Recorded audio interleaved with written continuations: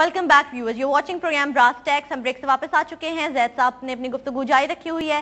Okay جی، we'll take the next question now. No doubt بہت اچھے ہماری ہسٹری گزری ہے، لیکن اگر ہم آج کے سینیریو میں دیکھیں کہ last civilization Muslim civilization end ہوئے بہت زیادہ، یعنی ایون ایک صدی بھی نہیں ہوئی 1924 میں جو یعنی ہماری آخری خلافت جو ختم ہوئی، تو آج دنیا تباہی کے اس دہانے پر ہے کہ ہم لوگ یعنی عام میڈیا میں یہ بات کرتے ہیں کہ کسی بھی دن یعنی مارکیٹیں کریش ہو جائیں گی، کسی بھی دن ہمارا ریسیشن گلوبل ریسیشن اسٹارٹ ہو جائے گا. تو یعنی ایک قحط سالی ہے.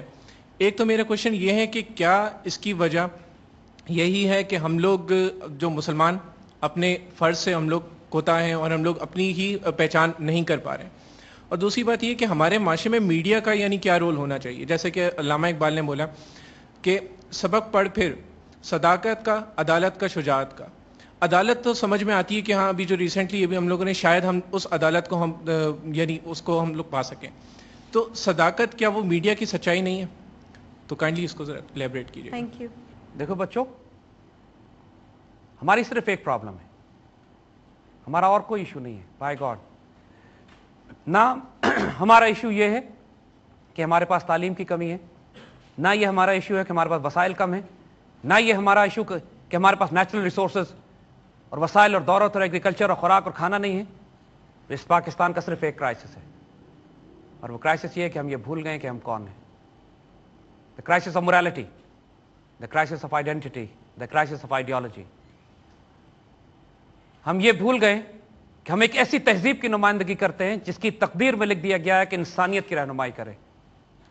کیا ہوا کیپٹلزم اور کمیونزم کو؟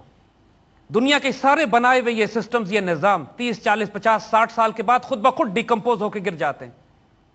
کمیونزم بنایا 1918 میں، کیا ہوا 92 تک کمیونزم ڈس انٹیگریٹ ہو گیا، اور اس کا گریو یارڈ ہم نے افغانستان میں بنایا تھا. اس کے بعد سوویت ایمپائر ڈس انٹیگریٹڈ انٹو اے ٹائنی رشیا. ان سے پہلے بھی بڑی بڑی سیولائزیشن تو تہذیبیں آئی ہیں، آج ان کا نشان نہیں ملتا.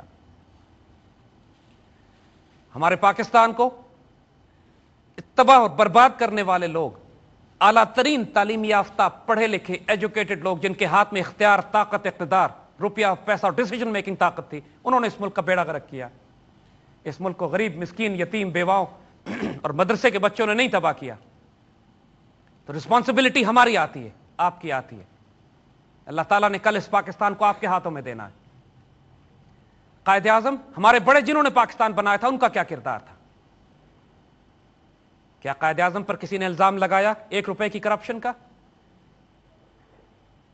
کیا علامہ اقبال پر کسی نے 1 روپے کی کرپشن کا الزام لگایا؟ دیور آر ایلڈرز.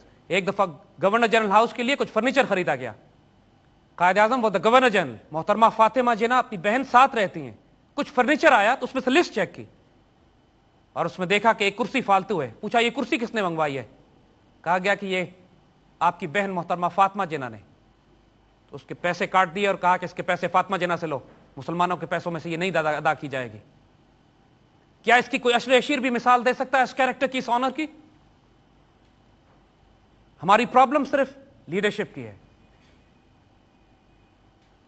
ہمیں وہ لیڈرز چاہیے جو نگاہ بلند ہوں، سخن دل نواز ہوں، جاں پرسوز ہوں.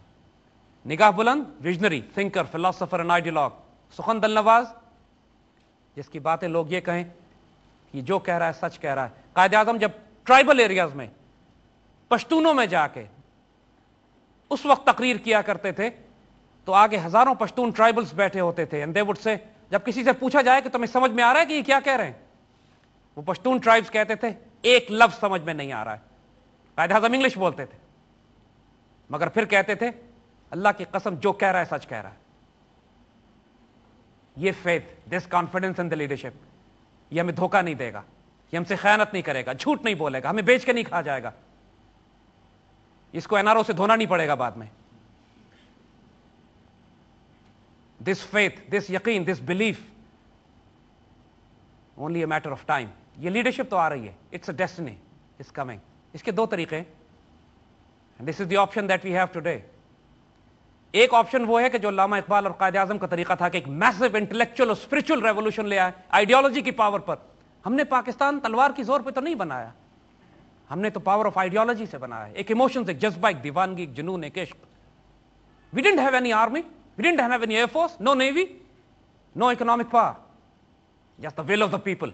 We want Pakistan. We'll create it, carve it out of history, out of geography of subcontinent.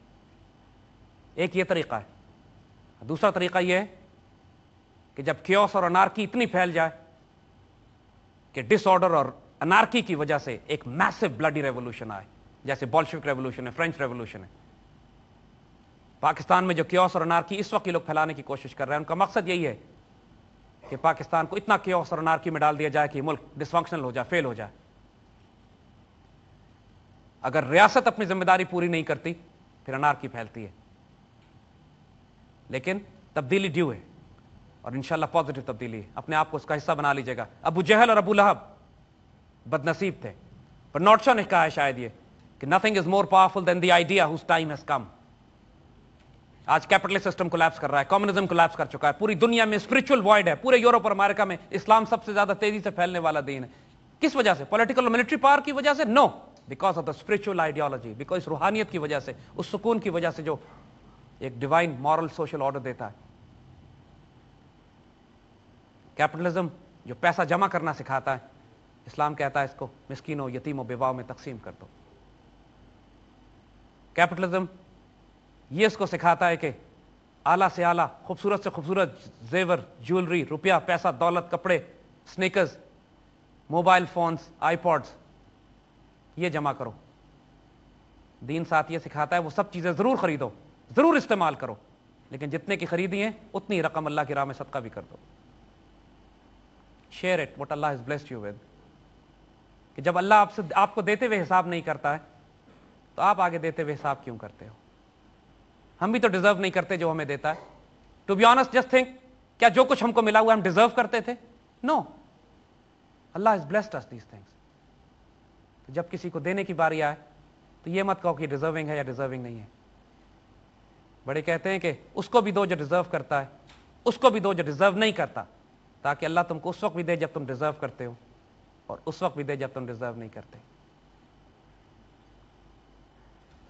So whatever Allah has blessed you with, share it, distribute it, and inshallah Allah will give you izzah, Allah will give you glory and honor. इस पाकिस्तान के साथ खयानत नहीं करना, सिर्फ ये नियत कर लो, रास्ते खुद निकलेंगे इंशाल्लाह. लीडरशिप भी आ रही है, make yourself part of it.